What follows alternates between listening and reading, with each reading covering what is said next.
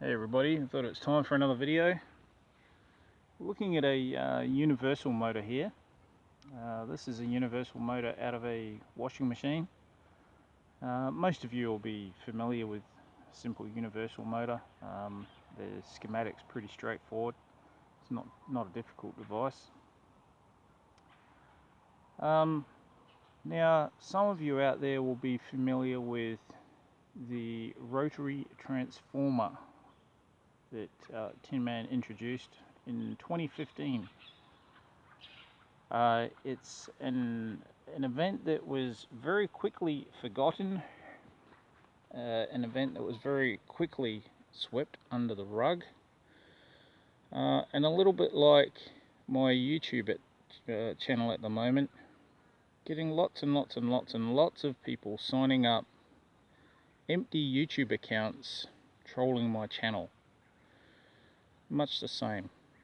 Just about every video I've done in the last 3, 4 months, 5 months, and others as well, but it's gotten worse lately, has been trolled like never before. The trolling has just been absolutely astonishing to look at. Most of the trolls I ban, block, remove, delete. So really it's just a waste of time for them. But at the end of the day, it's something that if people sort of watch out there, people will ask the question, why is Chris being trolled so much? Why are there so many trolls trolling Chris's channel and everything that Chris has done in the past? Now, in this motor you can see there's a coil here, okay, two separate coils. These are armature coils, okay. This is the rotor, and on the rotor is actually one big coil that's wound with many center taps on the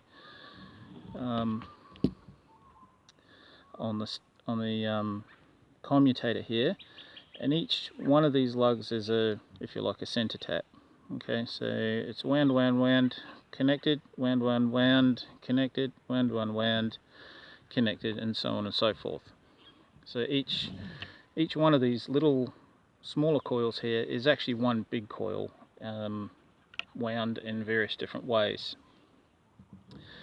Now, it's the case that there might only be maybe 12, 15 turns on each one of these wands, but it's often the case that each one of these wands has a opposite center tap, if you like, that actually opposes the opposite one on the other side.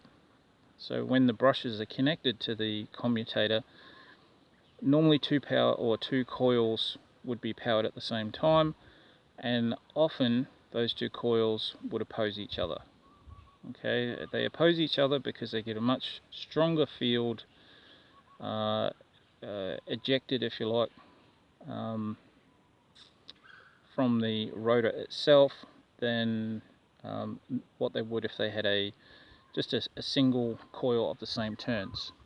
Now, the reason for that is obviously, as we know, the inductance of the coil is reduced greatly. The higher the coupling of the magnetic fields between the two coils, the less time it takes for the current to change in that coil. Thus, the coil's interactions make the apparatus, or make the rotor itself, change its magnetic field at a much faster rate. Okay, so it's a DI/dt, which again we know that the change in current is basically the definition for the inductance of the coil. So a very low inductance coil will have very fast changing current, very high inductance coil will have very slow changing current. It's a pretty important concept to actually sit down and study. A lot of EEs don't even know the difference. So it's not necessarily complicated, but it is an area that's not very well explained in a lot of places. Okay, you really have to sit down and study it to actually grasp it. Normally the situation would be the less turns, the shorter the coil, the stronger the magnetic field B would be produced, if you like, for a given current in the coil. So by changing the dimensions of the coil will change its magnetic field as a result. Now, it's not just about dimensions, it's about the difference in core material and all that sort of thing as well. So a little bit more comes into it than just that, but anyway, that's the basics. Okay, as we said before, 2015, around the June-July mark, Tin Man basically sort of came out and started showing his rotary transformer. The rotary transformer was based on a very similar device. It was basically a vacuum cleaner motor, similar sort of setup, same sort of thing, a universal motor, a set of coils, if you like, which was really just one big coil with center taps on the rotor, two separate coils on the stator. Same sort of setup as what you can see. Now, that whole event was very quickly forgotten. Tin Man in the end came out and said that the MIBs had visited him and told him to be quiet. Okay, so basically in the end that shut the whole thing down.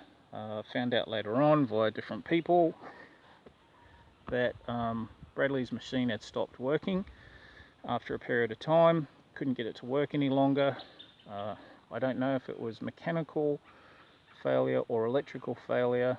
The machine was running pretty noisily in his videos, which sort of indicates that bearing and all that sort of thing possibly were starting to give way.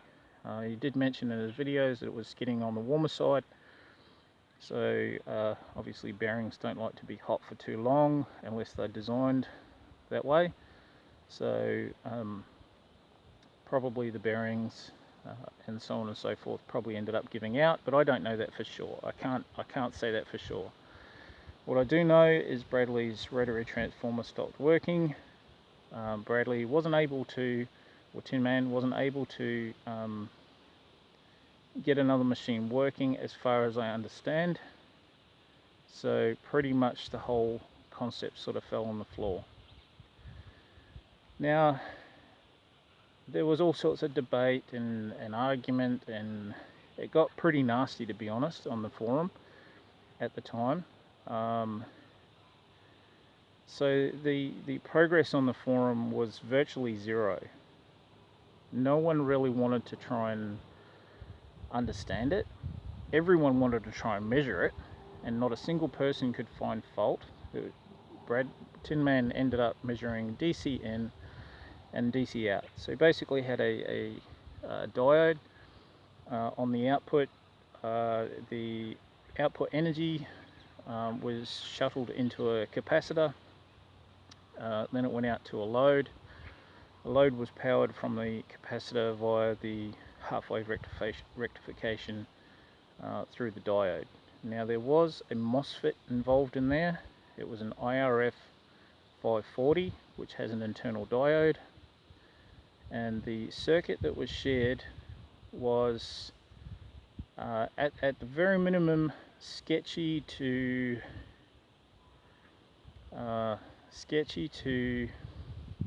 don't know what the word is, sketchy to almost unbelievable. Okay, now those of you out there that have any experience with MOSFETs with an internal diode, the internal diode means it's on in one polarity all the time after the voltage drop. So if the voltage drops to 0.5 volts, then the voltage applied across, once it becomes larger than 0.5 volts, then that MOSFET is on in one direction. Now, in the other direction, the MOSFET will only be on if the gate voltage reaches its RDS on voltage. So if it's, in some cases, I think it's 10 volts for the IRF 540. So if it's 10 volts or greater, anything up to about 20 volts I think is the rating, then the MOSFET is on. If it's after 20 volts, then That basically means that overrating and possible failure of the MOSFET at that stage. So the MOSFET will be on in the other direction only if the gate voltage reaches that voltage. Now, the posts and stuff that were posted in the forum are interesting to go back and read. Some of the posts were helpful, some of the posts were not. There was a lot of posts made that basically were just trying to shut the whole lot down. Okay, there's a lot of people that did not want this posts machine to become open information. So it was a very brief period. It was just a little bit over a month, I think, before everything was completely shut down, completely gone, and all mention of it was pretty much forgotten about. Now, I will give credit in the area that the information wasn't wiped from the internet. I expected it to be honest, at the time. I expected it to become an event and then the event to be erased. And it wasn't. So that's an interesting concept. At the time, I had full backups of everything that was going on. So even if it was erased from the internet, I did have a backup anyway. So I could repost, posts and all that sort of thing made elsewhere. That wouldn't have been a problem. So yeah, look, it was an interesting event. There is a thread posted to a forum, I won't say which one. Has anyone here ever built an over Unity machine? Well, yes, the facts, the posts, the videos were taken down, but again, I have backups of the videos. So this was real. This did happen.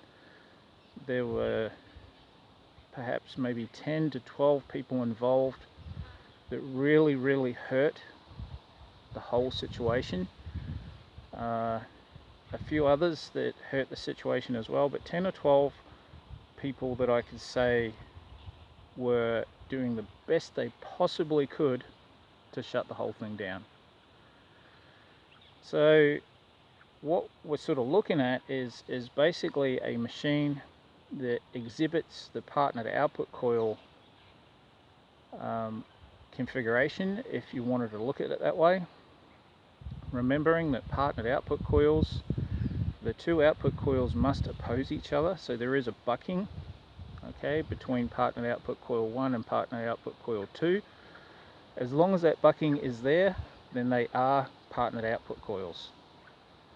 So basically what I'm saying is, if this coil over here were to oppose this coil over here, in whatever configuration that you decide to do, whether these two overtop each other, unity wound, side by side, whichever configuration you want, if they oppose each other, then they are partnered output coils. Okay, one works from the other coil. Okay, so this coil, again, covered in the last two videos, again, if this coil is changing, the current is changing in time, then this coil over here will generate, if you like, in quotes, a voltage, basically via Faraday's law, okay, which determines the change of current on this coil and the turns on this coil. Okay, so it's basic standard electromagnetic theory, works every day of the week, no matter how many people tell you that it doesn't. Sorry, I can't help but these smart little comments to wind people up. But anyway, it's standard electromagnetic theory, and it's just there. It just works. So one of the coils was connected directly to a load. One of the coils had a diode. One of the coils had a MOSFET. Now you can argue the point that the MOSFET was acting as a diode. Some people have said in the past about synchronous rectification, but you've got to remember, no matter what, that a MOSFET is conductive in the opposite direction. So once the MOSFET turns on, you effectively have a device that can conduct in both directions. Now that's a really important statement when you're working with these machines, and I'll tell you why. If you have conduction in both directions on a coil that sees two different magnetic fields, okay, so let me give you an example. Let's say we've got one magnetic field changing in the middle, and that's our primary coil.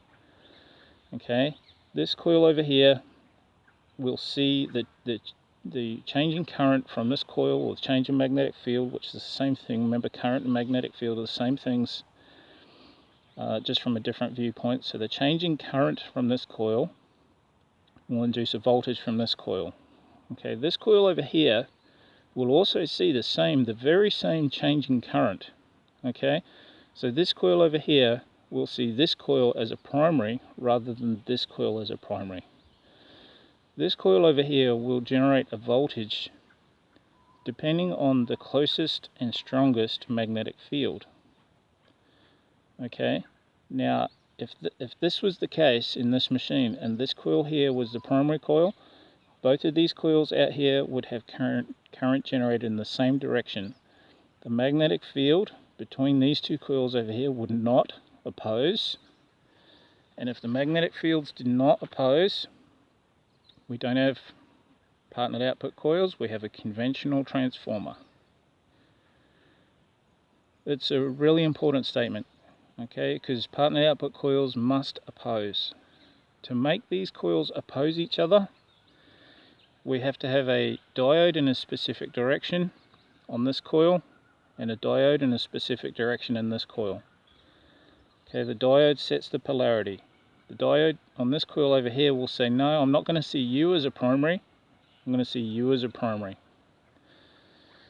So basically what's going on is the diode will separate out, if you like, magnetic noise in the machine. Is probably the best way to think of it. Now, magnetic noise, remember, we've got more than one magnetic field. We've got a magnetic field from the primary, from the secondary, and then once the tertiary carries current, it will have its own magnetic field. Okay. Now, if partnered output coil 1 and partnered output coil 2 oppose each other, then one of these two coils, one of the partnered output coils, must assist the primary coil. Okay, and now that's not normal, that's not conventional, it's not standard electromagnetic induction, it's not standard electromagnetic theory, it's not standard anything. It's totally different, totally new. No one's gone through, no one's explained this ever before to my knowledge, ever. So we're the only ones that are sharing this. We're the only ones that are sharing a machine that can very, very easily show that the magnetic field from the input coil can be assisted by a tertiary coil. Okay, that's basic electromagnetic induction on how partnered output coils work, and it's extremely simple, can be shown every day of the week. Okay, remember the diode sets the polarity. So if these two coils oppose, then one of these two coils must assist the primary coil.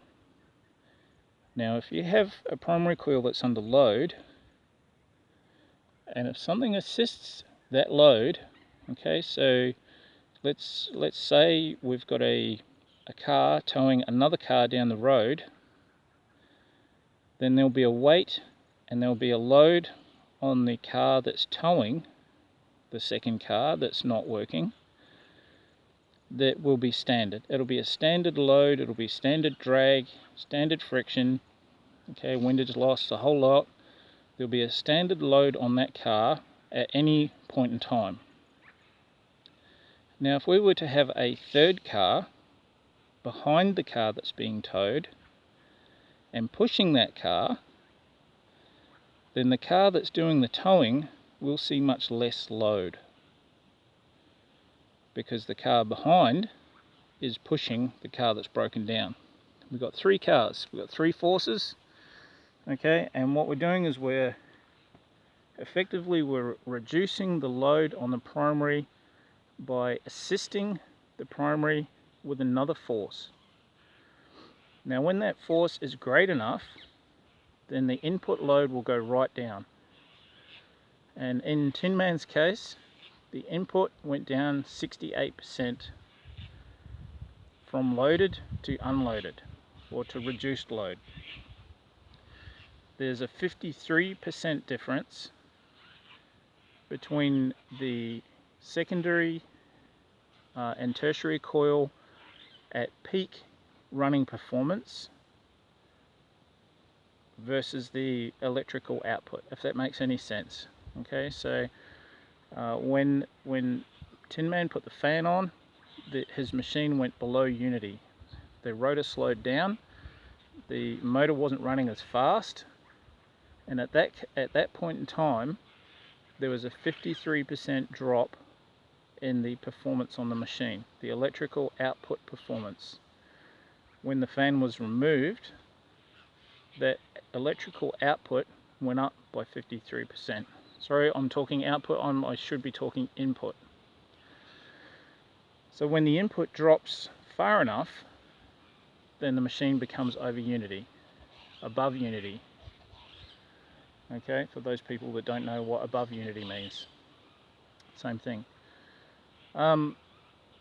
So we're dealing with a system that once the forces are counterbalanced, then the input is not doing the same work that it was before, but the output is still giving you the same as what it was.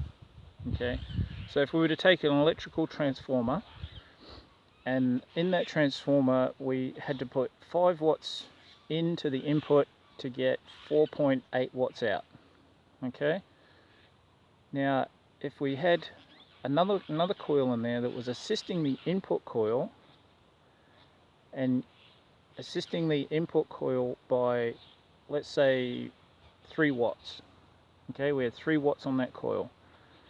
Then that would drop the input coil power, keeping it the same. So we had 5 watts input, now we've got 3 watts assisting, so the input coil now only has 2 watts.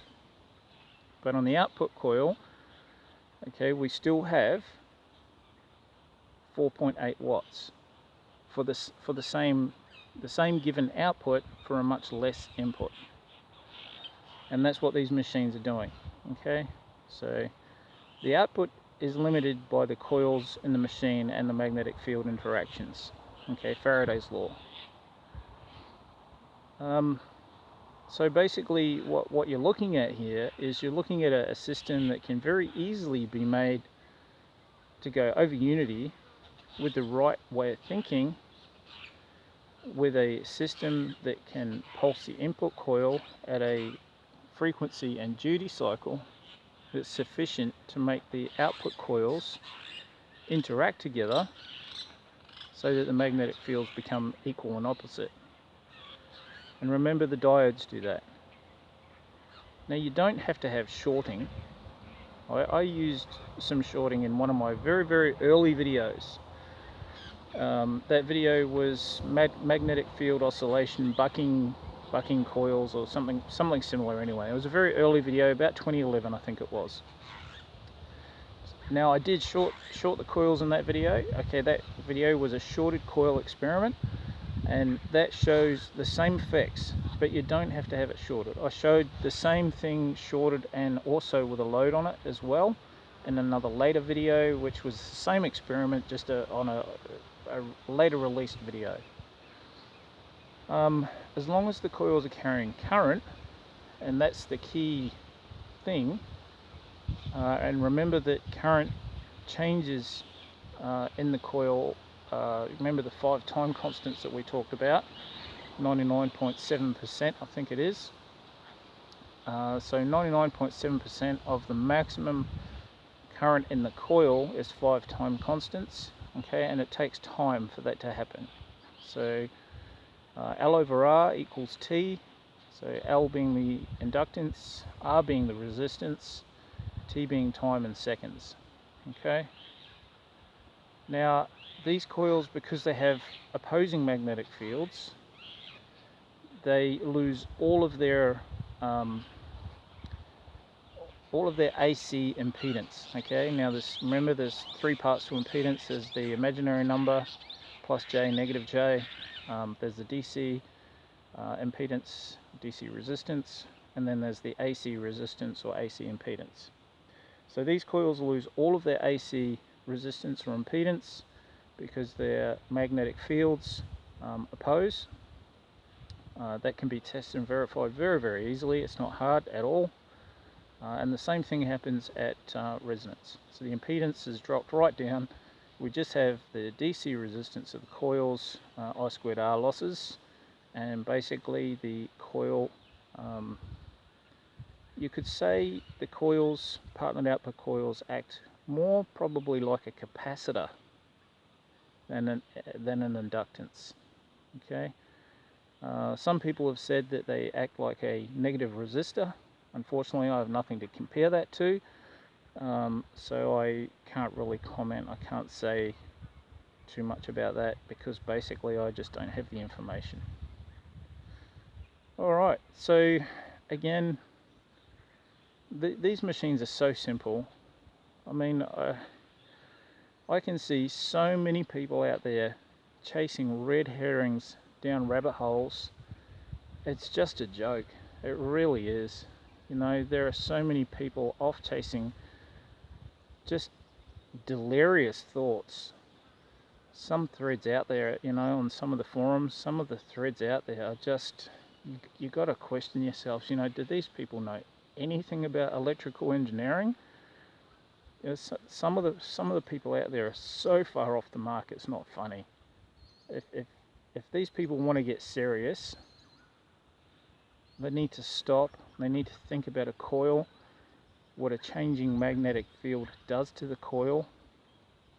They need to think about Lenz's law and why Lenz's law was the very inception of the second law of thermodynamics.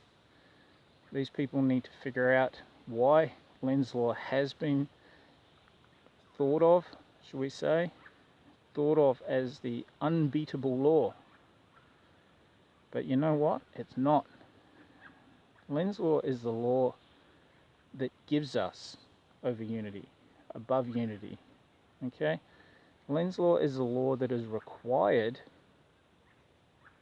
by these machines, but requires the inventor to be smarter than the average bear. Okay? Asymmetry is the key. If you want above unity machines, if you want over unity, then you need to incorporate asymmetry.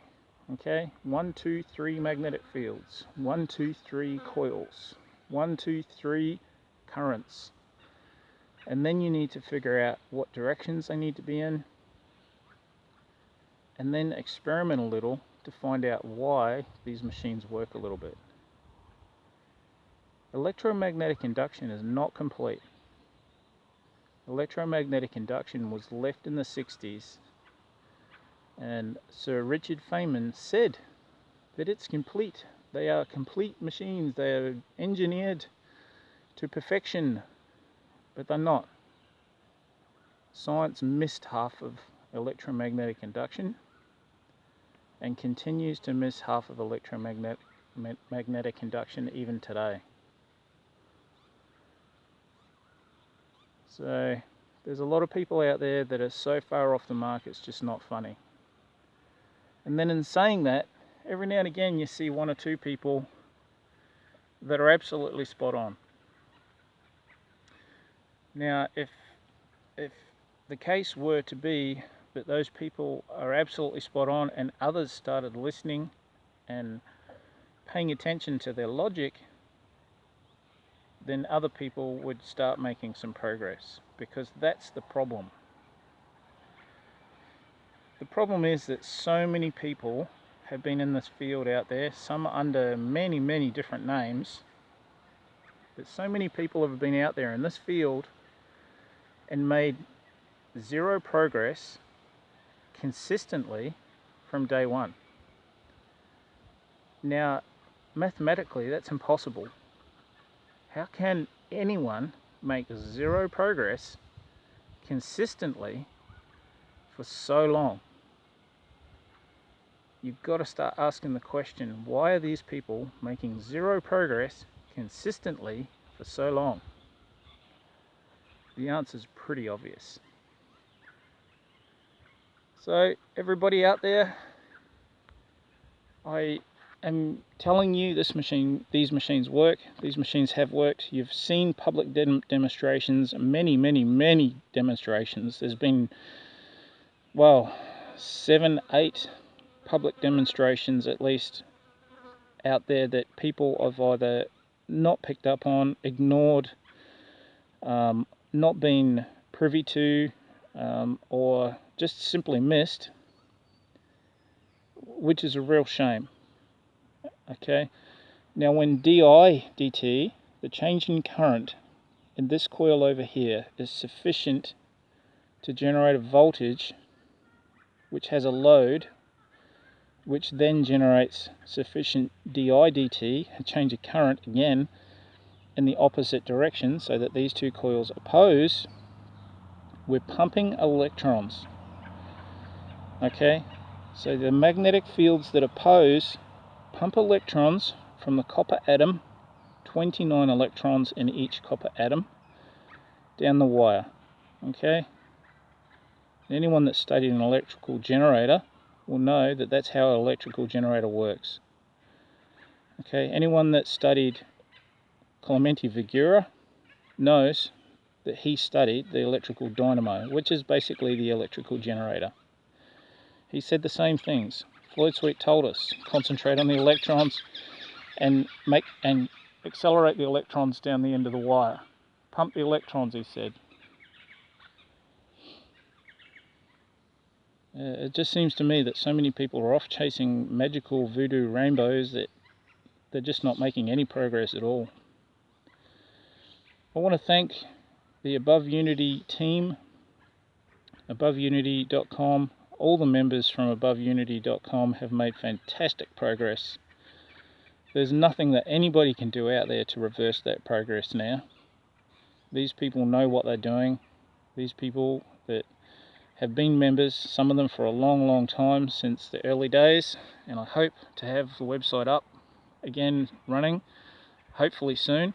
There's some technical problems that I'm still trying to overcome, but we will.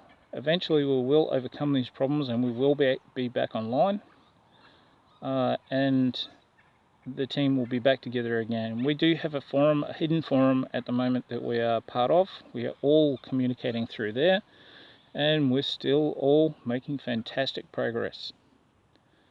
So I want to make it clear to people, okay, go through, read some of the comments on the YouTube channel. Some of them are just an absolute joke, you know, from channels that have no videos whatsoever trolling my channel. You can't help but think, well, this is just a troll that signed up a fake channel just to troll, just to be a troll. And I don't really care. I think that's great. I think it's fantastic. You know, as soon as you see a troll, you know someone's onto something. When you see hundreds and hundreds of trolls, you definitely know that person's onto something. And you know, like I say, we've had hundreds of independent replications all showing the same thing. Not one measurement can be faulted, okay, from Tim Man's RT. Not one of the trolls could find a fault in the measurements. They tried, but they couldn't find a single fault. Now it worked out that there was 1.7, I think it was, a cop of 1.7 on that machine. So there's 1.7 times more coming out of the machine than what there was going in. Okay, and again, your output coils are limited to the geometry of the machine via Faraday's law mostly. Now again, I'm still working on this stuff, so I can't give exact figures or anything because I just don't know. It's a bit of playing around, but the output coils are limited by the machine. The input coil will drop drastically its input when the machine gets into resonance. So when all the coils are all working at the same time together with sufficient current, then the input coil current will go right down. So you might save 50 to 60, sometimes 70, sometimes more % on the input when the coil's running properly. Okay, when all the coils are running properly. So input coil, partnered output coil 1, partnered output coil 2. When partnered output coil 2 has sufficient current, that's when your input will go right down. You need to get the current up as much as you can, and the turns, make sure you got sufficient turns to make sure you've got a sufficient voltage, because remembering Ohm's law, current I equals voltage V over resistance R, and if the resistance not changing but the voltage does, so if the voltage goes up, then your current goes up as well. Anyway, everybody, I just want to thank you all, even the trolls. Think about it, think about the car analogy that I gave you. Floyd Sweet gave a similar analogy with water going down a stream with a paddle boat.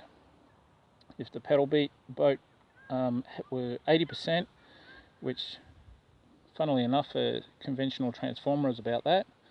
So if the paddle steamer was 80% efficient and the stream was pushing the boat down the stream at what appeared to be greater than 80% efficiency, then the paddle steamer would appear to be above unity. It's not hard. Think about force. Okay, MMF, current in the coils. Changing current generates a voltage. Voltage over a resistance via Ohm's law gives you the current. Okay, current will change over time, so you've got to think about your changing currents.